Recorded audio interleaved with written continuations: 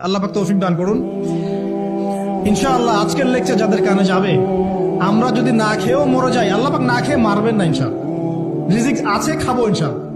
কিন্তু হয়তো বা অভাব হবে, টাকা পয়সা একটু কম হতে পারে, অন্যের 10 তলা ফ্ল্যাট হবে, আমার হবে না, ঠিক আছে, অন্যের এত বিঘা বিঘা জমি আমার হয়তো হবে না। কিন্তু ইনশাআল্লাহ তাআলা এই যে দুনিয়ার মুসাফিরের জীবনটা, এটা মুসাফিরের জীবন না, মুসাফিরের জীবনটা কেটেই যাবে ইনশাআল্লাহ। কাটবে না? যে কোনো ভাবে কেটে তো যাবেই ইনশাআল্লাহ। এই যে পরকালের জীবনটা একটা চেতনার শক্তি, জানেন, দুনিয়াতে যত বাধা বিপত্তি আসুক, গাল মন্দ খান, গিবত তহমত খান, কষ্ট হোক, নির্যাতন হোক, একটা বিষয় মনের মধ্যে শান্তি দেয়। কি শান্তি?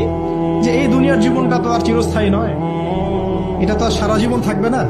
ইনশাআল্লাহ এই অবস্থা আস্তে আস্তে পরিবর্তন হয়ে যাবে। ফাইন্না মাআল উসরি ইউসরা, পরকালে ইনশাআল্লাহ পাবো। দুনিয়াতে না পেলে কি হয়েছে, পরকালে পাবো ইনশাআল্লাহ।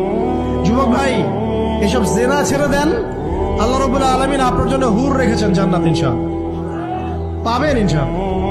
এটা ছেড়ে দেন, সুদ ছেড়ে দেন, আল্লাহ পাক আপনার জন্য হাউজে কাউসার রাখছে ইনশাআল্লাহ, ঠিক আছে। অন্যায় পাপ ছেড়ে দেন, আল্লাহ রাব্বুল আলামিন আপনার জন্য জান্নাত রেডি করে রাখছে ইনশাআল্লাহ।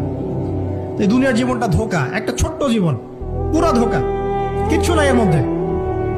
আমার কথা শোনেন, এই দুনিয়ার জীবনে কিছুই নাই।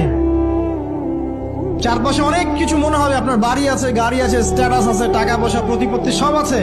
আদতে আপনি একা, আদতে আপনাকে একাই কবরে যাওয়া লাগবে, একাই আল্লাহর সাথে হিসেব নিকাশ দিতে হবে। কেউ নাই সাথে, আমারও সাথে কেউ নাই। কিন্তু আপনি মনে করছেন যে সেলিব্রিটিজম বড়, আমি পলিটিক্যাল নেতা হয়েছি, আমাকে সবাই চেনে, আমি ইকোনমিক সেক্টরে লিড দেই, রাষ্ট্রকে লিড দেই, আমি ধর্মতাত্ত্বিক ক্ষেত্রে লিড দেই, আমাকে দেখলে মানুষ বাহবা দেয়।